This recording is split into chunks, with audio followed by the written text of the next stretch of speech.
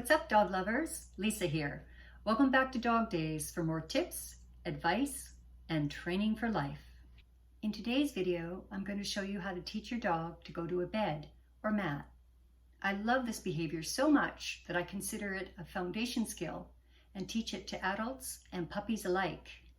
The places and situations where it comes in handy are almost endless. It's great for dogs that are hyper, fidgety, or just need to learn to settle, or for dogs that tend to get into things or be where you don't want them to be. Stay tuned till the end, where I'll tell you about specific ways you can put this skill to good use in your daily life. So let's get right to it. A mat or towel. Pick something that your dog isn't already using or that is left out during the day. A handful of treats. Any treat that your dog enjoys will do, but try to pick treats that are smaller. You'll see in the picture the treats on the right are quite large. I'd prefer to use smaller kibble or soft meaty treats that you can break up into smaller pieces. A clicker. Although this isn't essential, I do prefer to use a clicker or verbal marker when I'm training a new behavior. It really helps to make things clearer for the student and speeds up learning.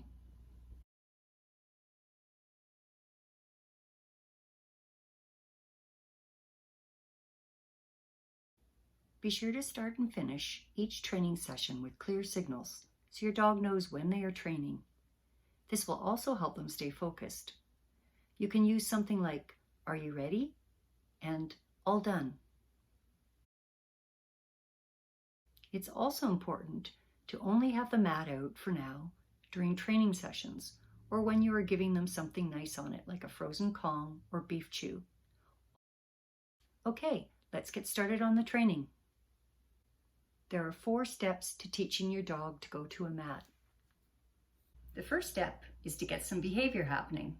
I'm actually going to show you 3 ways to get the behavior when you're teaching your dog to go to a mat. Method 1. Luring. What is it? Basically, you're using a piece of food like a magnet to guide your dog.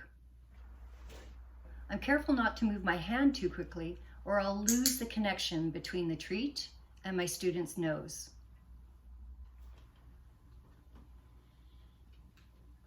I click when they're fully on the mat.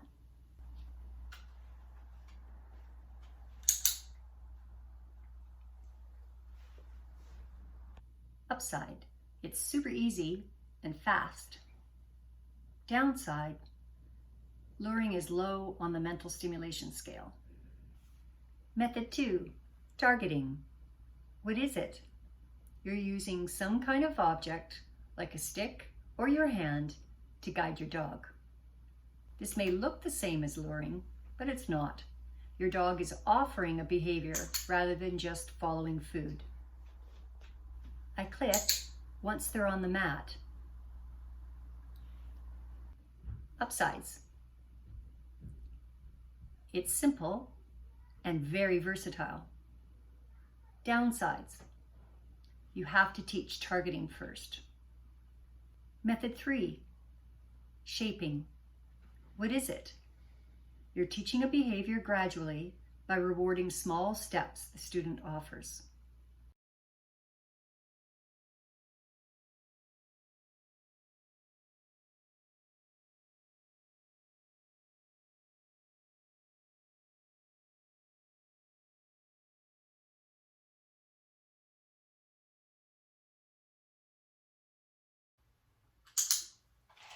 That's a girl.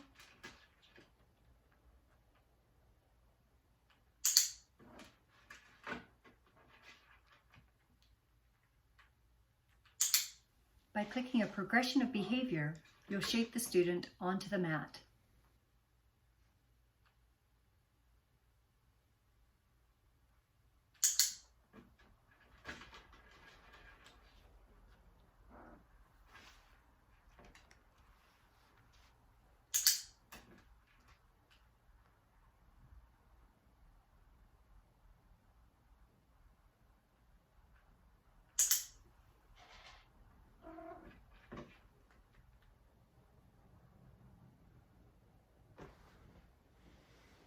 Notice that I only feed on the mat when the student is there.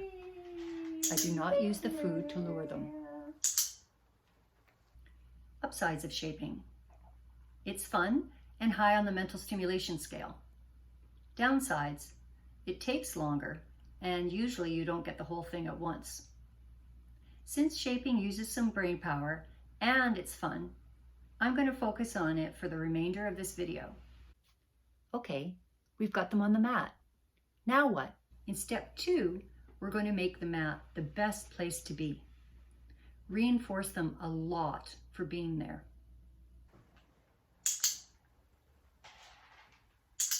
Good.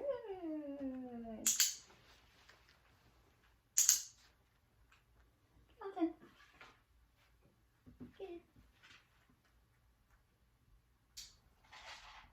Oh, well, look at you, good girl.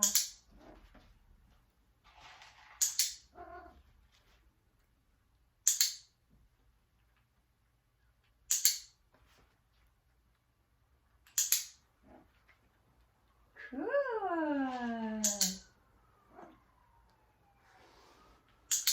Good girl.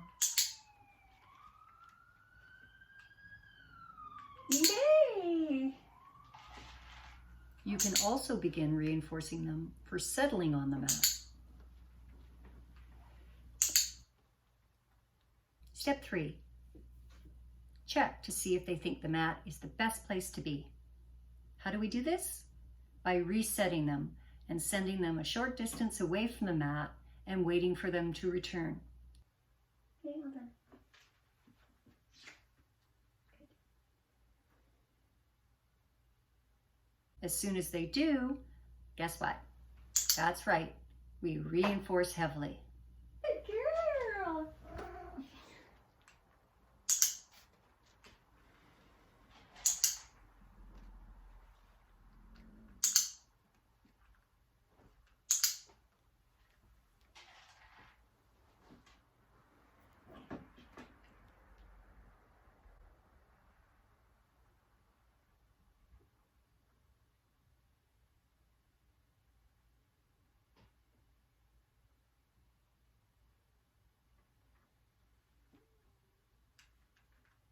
Good for you. Yes. Good girl. Step 4, adding duration. In this step, we'll use a combo of praise along with the clicker to build up the time the student can remain on the mat. Good job. That's it. Good for you, good girl. Well done. Good girl. What a good girl. Good for you. Good girl. Hold on. Hold on. Good. Now remember I mentioned the specific ways you can use this skill at the beginning of the video? Here are just a few. When you're prepping or eating dinner, when you're getting your dog's dinner ready, when the doorbell rings, when guests arrive, when you're on the phone, when you're sitting on a patio at a coffee shop, when you don't want your dog on your lap, when you need to keep your dog happy and at a safe distance while you're caring for your baby. Thanks for watching and have fun with your dogs.